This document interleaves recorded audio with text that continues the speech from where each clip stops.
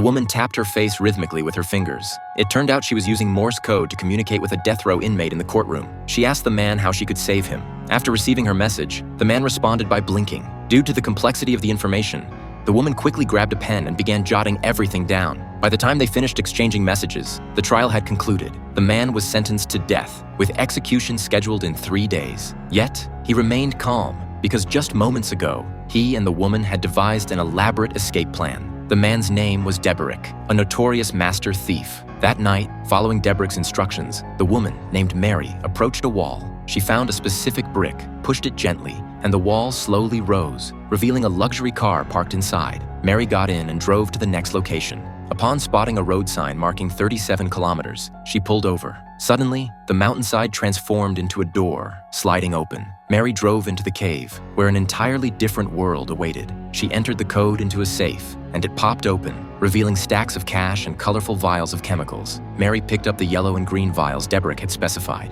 These would be her tools to rescue him from prison. But Mary needed one more key player, the Minister of Justice. This man was corrupt, abusing his power for personal gain, and had a notorious weakness for beautiful women. He had long desired Mary, and when she showed up at his doorstep, he eagerly closed the door behind her, ready to make his move. Mary, however, played along, asking him to prove his love. The minister swore he would go to the ends of the earth for her. Mary smiled faintly and said, "You said it yourself." She then picked up a newspaper on the table, pointing to the headline about Deberick's impending execution. She expressed curiosity about the legendary figure and asked to meet him before his death. The minister initially refused. After all, Deberick was a death row inmate, but Mary, using her charm, teased him with a playful glance. The minister quickly relented, agreeing to take her to the prison, but only if he could accompany her. Mary smirked. This was exactly what she wanted. That night, the two arrived at the prison. The minister fabricated a reason to interrogate Deberick, and the three entered the interrogation room. 27 minutes later, the minister emerged coldly,